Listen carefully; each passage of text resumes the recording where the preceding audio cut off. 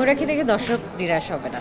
ময়ূরাক্ষী আসলেই ডিফারেন্ট জনরার গল্প, টুইস্ট আছে। পদ্মাপুরাণ শুটিং হয়েছে 2019-এ, প্যান্ডামিকের পরপর 2021-এ সিনেমাটা রিলিজ হয়। আর ময়ূরাক্ষীর শ্যুট পরপরই করি আমরা 2022-তে। হ্যাঁ, তো আমার স্বাভাবিকভাবেই পদ্মাপুরাণ করার পর চুল ফেলে দিই, একটা দীর্ঘ বিরতি ছিল, তারপর প্যান্ডামিক সব কিছু মিলিয়ে। তো তারপরে যখন আবার প্রিপারেশন নিচ্ছিলাম যে আবার কাজ শুরু করব, তখনই আসলে পলাশ আমাকে আবার নক করে আর ময়ূরাক্ষীর গল্প শোনায়, বলে যে যেহেতু তোর সাথে আমার জার্নিটা সুন্দর বা আমাদের কাজের একটা ভালো অভিজ্ঞতা আছে, আমরা চাইলে ময়ূরাক্ষী একসাথে কাজ করতে পারি। তো তখন ময়ূরাক্ষীর গল্পটা আমি শুনি, যদিও এর আগে থেকেই আমি কিছুটা জানতাম গল্পটা, তখন পর্যন্ত আমি শিওর ছিলাম না যে আমি ময়ূরাক্ষী করছি।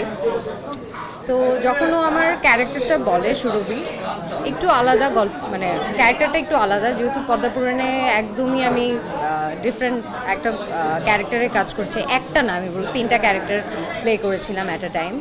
তো যখন সুরভি সম্পর্কে জানি, তো আমার মনে হয় যে আমি সুরভিকে রিলেট করতে পারি, ওই জায়গা থেকে আসলে ডিসিশন নেওয়া যে ময়ূরাক্ষী আমি করছি। আমার পদ্মাপুরাণের জার্নিটা, মানে আমার মনে হয় আমি যতদিন লাইফ টাইম বেঁচে থাকবো বা যতদিনই আমি কাজ করি, পদ্মাপুরাণ আসলেই সবসময়ই আমার মনে হয় যে বেস্ট কাজের মধ্যে একটা থাকবে।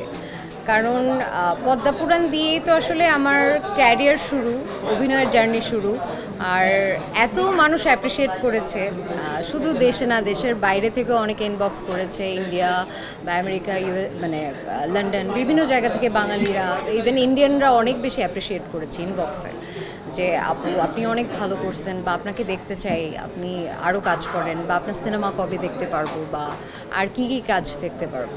হ্যাঁ, ময়ূরাক্ষীর ক্যারেক্টার সুরভি খুবই ইনোসেন্ট একটা মেয়ে। টুইস্ট আছে গল্পে, অনেক মানে ছোট ছোট কিছু টুইস্ট আছে, বাট সুন্দর ক্যারেক্টার, মানে আলাদাভাবে, খুব স্বাভাবিকভাবে একটু আলাদাভাবেই দেখতে পারবে। মানে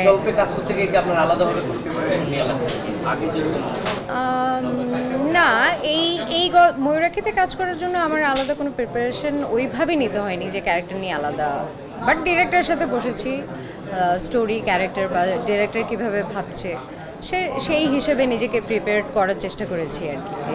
সেটা তো আসলে এই মুহূর্তে বলতে পারছি না, সেটা আমি পদ্মাপুরাণ করার সময় বলতে পারছিলাম না। আসলে দর্শক চুল ফেলার কারণে তখন কি আমাকে পজিটিভলি নিবে কি নিবে না, বা কীভাবে দেখবে, বা অনেকে ভাবে না যে চুল ফেলে দিয়েছি, চুল ফেলে দিলেই তো হচ্ছে মানুষজন কি বলে, কে মেয়ে চুল, মানে কোন মেয়ে চুল ফেলেছে বা কেন ফেলেছে, থাকে না যে একটা ভাইরাল হওয়ার ব্যাপার। আসলে আমি কোনো ইন্টেনশন নিয়ে তখন আসলে এত কিছু ভাবিনি, বরঞ্চ চুল ফেলে দেওয়ার কারণে আমার ভালো সময় নিতে হয়েছে, থাকে না, দীর্ঘ বিরতিতে আমি চলে গিয়েছি। বিরতির পর, কারণ আমি যখন ব্রেকে ছিলাম, অনেকেই আমাকে নিয়ে কনফিউজ ছিল যে আমার হেয়ার লেন্থ কতটুকু, আমার চুল বড় হয়েছে কি না। অনেকে আবার আমাকে সামনাসামনি দেখে বলছে, ও তোমার চুল বড় হয়ে গিয়েছে। তো দেখা যায় যে অনেকের সাথে এই একটা ব্যাপার ছিল, বা অনেকেই কাস্টিং করার ক্ষেত্রে পরে যখন ব্যাক করি, কাজ করা শুরু করি, তখন হয়তো মানুষজন আস্তে আস্তে জানা শুরু করেছে। পলাশের সাথে যেহেতু আমার ওই ধরনের যোগাযোগ ছিল, ও জানতো আমার চুল বড় হয়েছে, তো ওর সাথেই আসলে কাজ করা শুরু হয়। ঈদ তো একটা ফেস্টিভ্যাল, আমাদের মুসলিমদের বা আমাদের দেশের সব থেকে বড় ফেস্টিভ্যালগুলোর মধ্যে ঈদ। তো ঈদের সিনেমা আসছে, স্বাভাবিকভাবেই আমি অনেক বেশি এক্সাইটেড। আমার প্রথম কোনো সিনেমা যেটা হচ্ছে ঈদে রিলিজ পাচ্ছে, তো আমি অনেক বেশি এক্সাইটেড। ময়ূরাক্ষী আসলেই ডিফারেন্ট জনরার গল্প, একটু আলাদা গল্প। কোনো সিনেমাকে আমি ছোট করব না, সবারই গল্প, যার যার গল্প, কিন্তু ময়ূরাক্ষী, আমার মনে হয় যে ময়ূরাক্ষী দেখে দর্শক নিরাশ হবে না।